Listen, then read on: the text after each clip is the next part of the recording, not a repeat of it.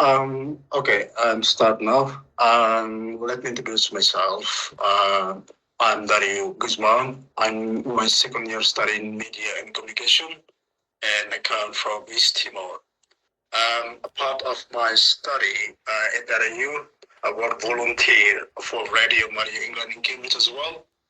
I'm currently working as a race equality advocate at my faculty, Arts of Humanity Education and Social Science. So it is a short introduction about myself and my background. So to my friend Andrew, so please introduce yourself. Thank you, Dario. Good afternoon, everyone. My name is Andrew, a postgraduate researcher in philosophy. My thesis on African knowledge and how it can naturalize the present day view of naturalism. I'm the president of the Nigerian Student Society in ARU, and not just in ARU. I'm also the president of the Nigerian community in Cambridgeshire. So if there's anyone who has a one or two understanding of racism, I think I do. And also, I'm a race equality advocate for my faculty, Arts, Humanity, Education, and Social Sciences. So we are here to talk about, our topic is fostering awareness and understanding of interpersonal racism with focus on the personal experience of both myself and Dario.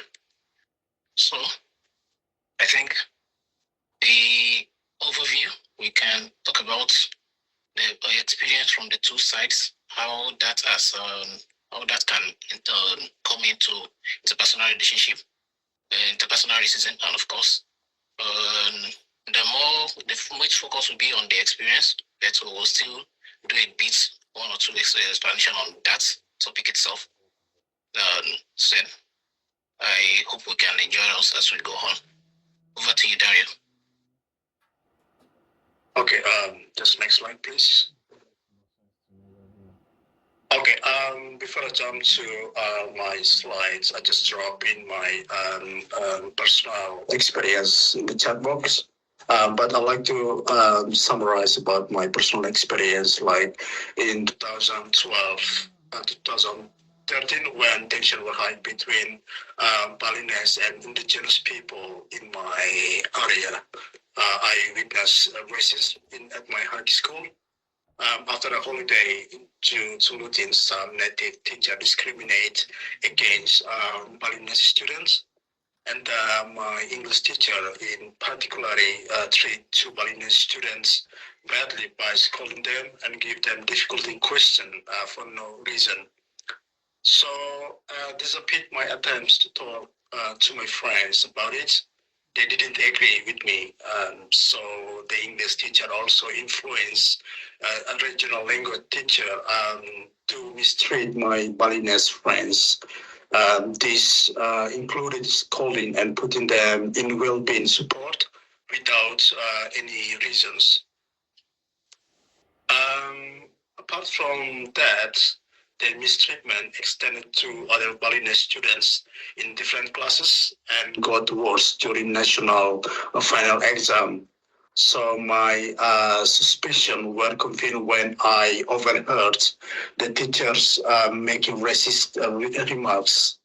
But unfortunately, at the time, no one else seems to notice the racism. So through the history, reveals several key points and lessons that I would like to describe.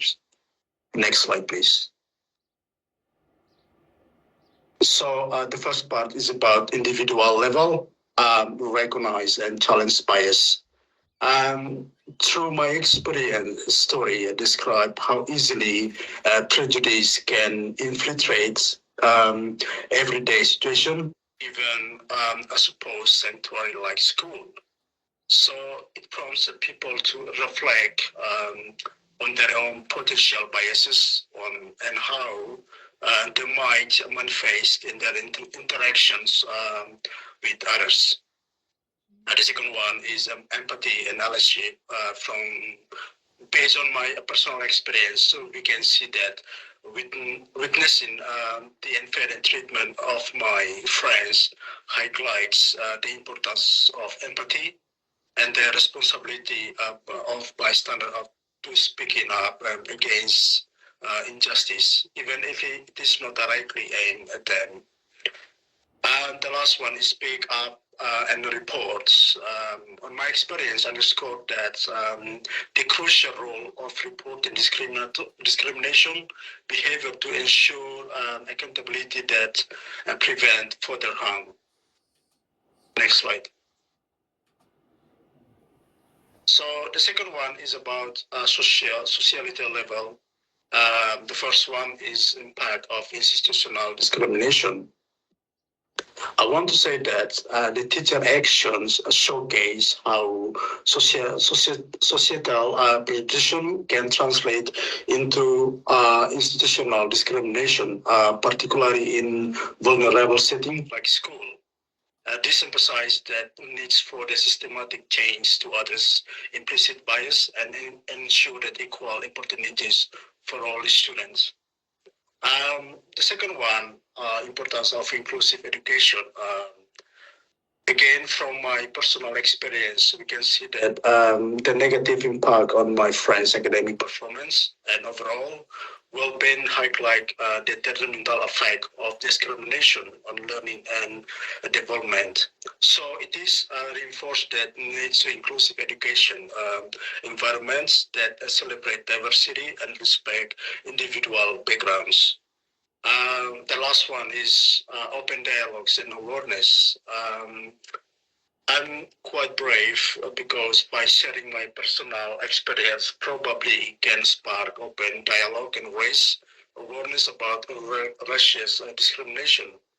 I know it is a harmful consequence, but it is important to promote tolerance and understanding.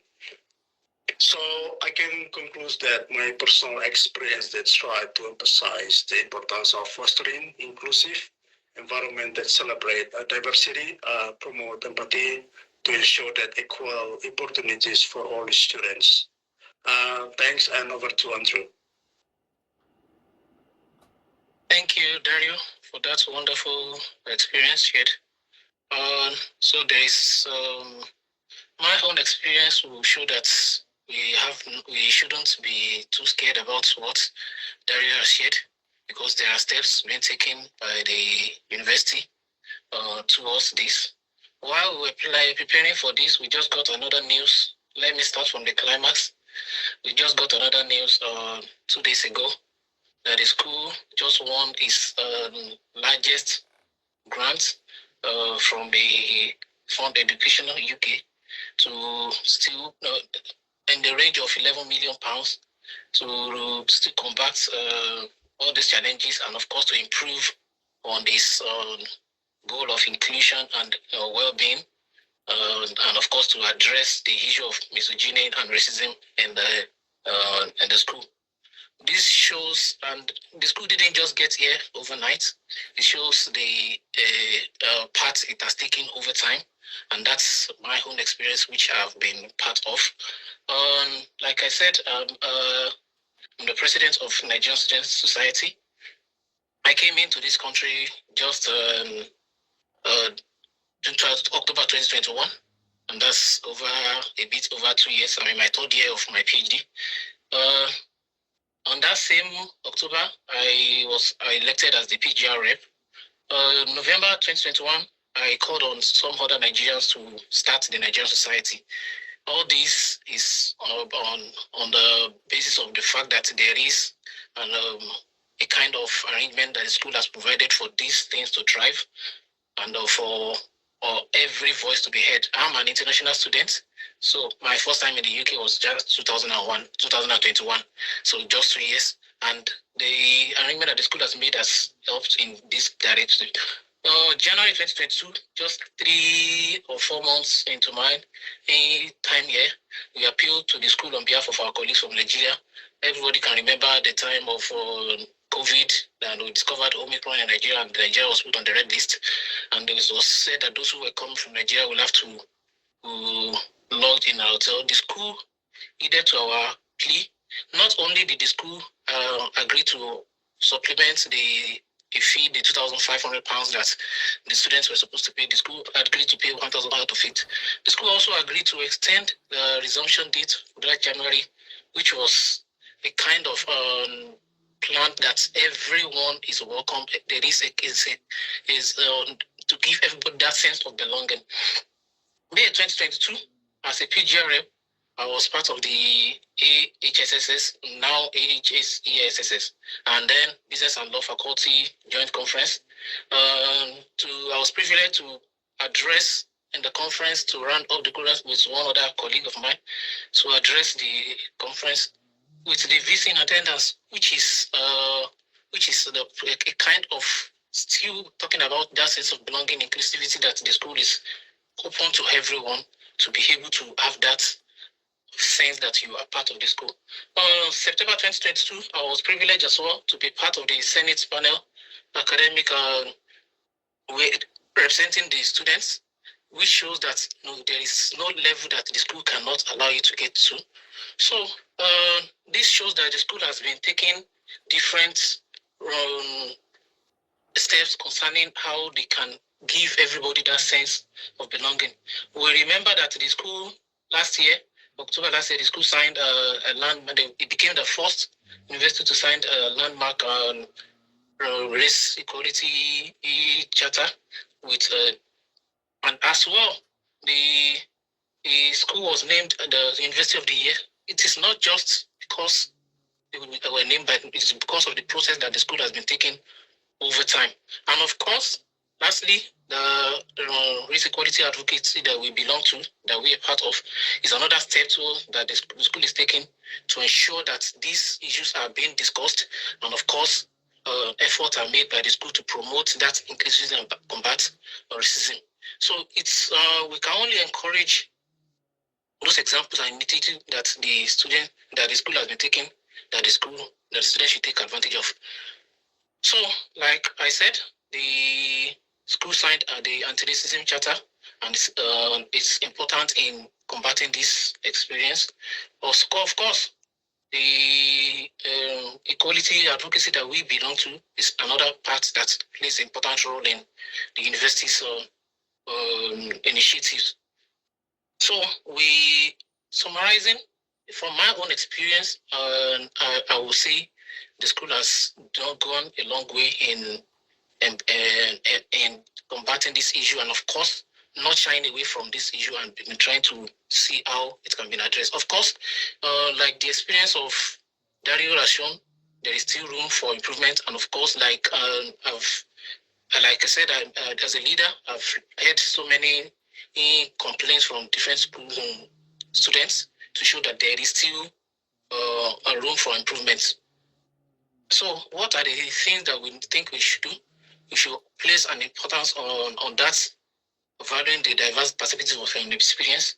We should ensure that we give room for people to more room for diverse perspective and experience from, because this is a school that has a diverse and cultures and diverse race.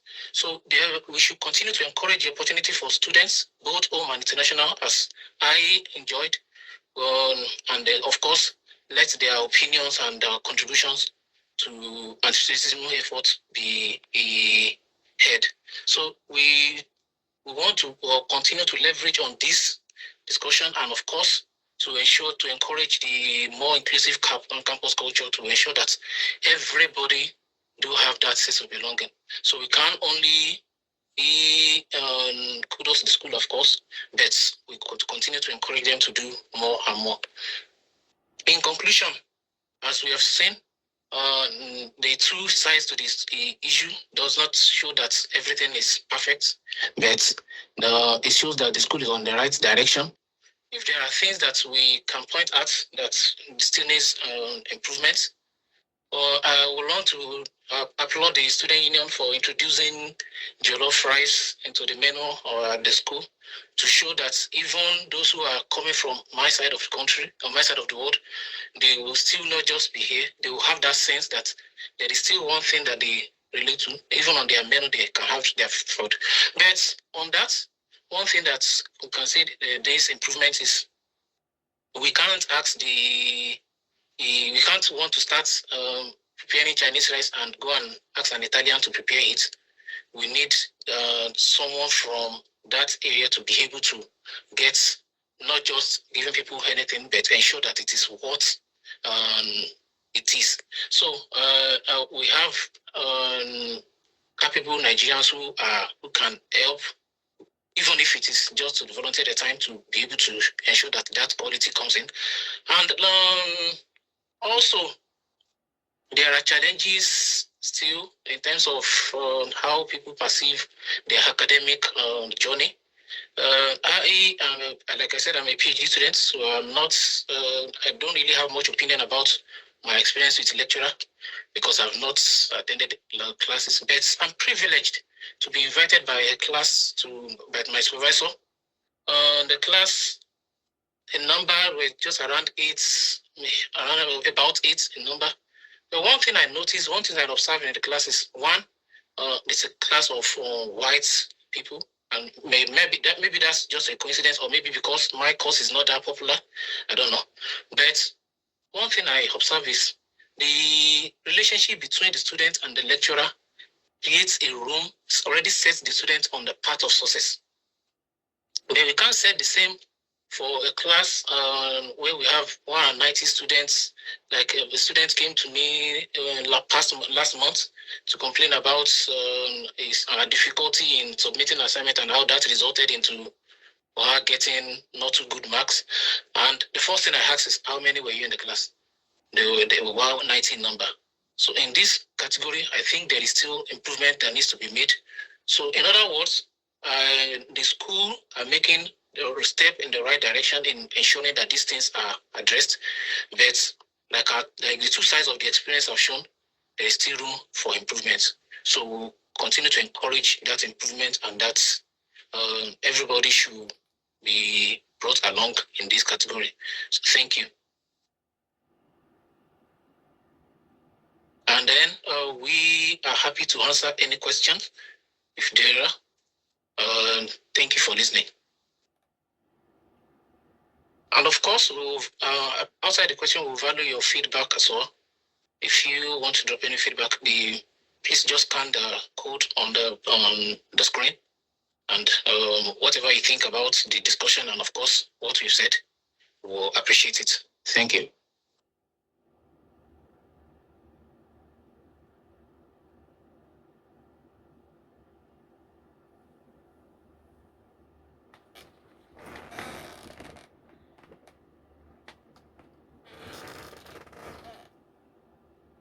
Thank you, Andrew. Thank you, Dario, for taking us through that presentation.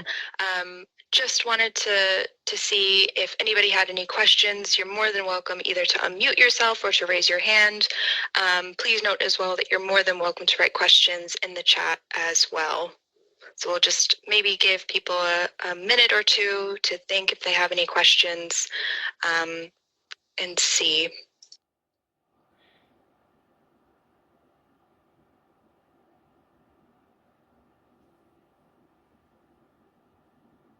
Kuda, I believe you have a question. Yes, I have a question for Dario. In your experience, like, especially like in settings like the classroom where you can okay, where I know in my experience where you'd be like the only racialized person there, like, would you have any like strong advice for navigating that, being able to speak on like racism when it's there with like confidence? Okay. It was like when I was in high school at the time, I tried my best to help my friend like discuss, but unfortunately, like they didn't really to hear my voice. They treat my friend very bad. That's why I tried to raise up again the experience here. So it's kind of like to encourage to other students as well, like in the same situation, they can probably raise their voice as well, and then treat other students as well in the same level. I mean, in the kind of the situation. I see. So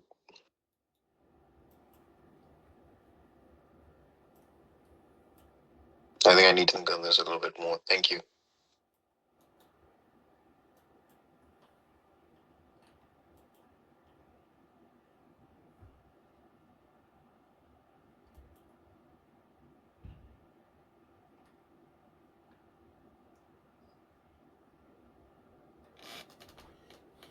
Any other questions?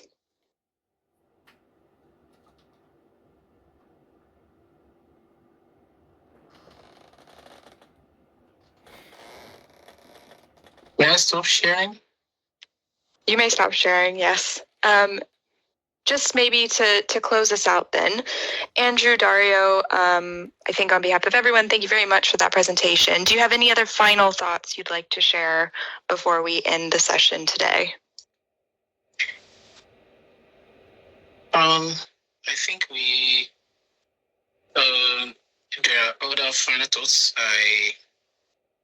it's just to encourage. One thing that normally pains my heart is, like I always say, the school has provided more than enough for anybody for people to progress their career. But people from my side, and I believe it's not only limited to them, are not really sometimes open to that support. We are doing our best to signpost them to it, but whatever can be done we cannot put a cap on the extent we can go to ensure that everybody is aware and, of course, enjoys this support. So we can all be happy for it. So I will only encourage more and more opportunities like this to tell all students about the supports that are available. We have with them more than a number. So it's there for everyone. So to be glad for them to enjoy it. Thank you. Thank you, Andrew. Dario, any final thoughts?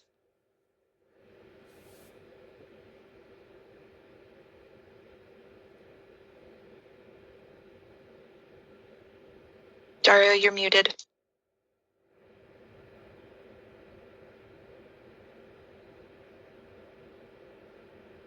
I just want to say, like, I'll just share my experience to underscore the significance of speaking up again about injustice. We can report the discrimination, that behavior as well. So I hope that there is an opportunity again to raise awareness, encourage dialogue, and work towards creating safe and more inclusive education space for everyone. Thank you.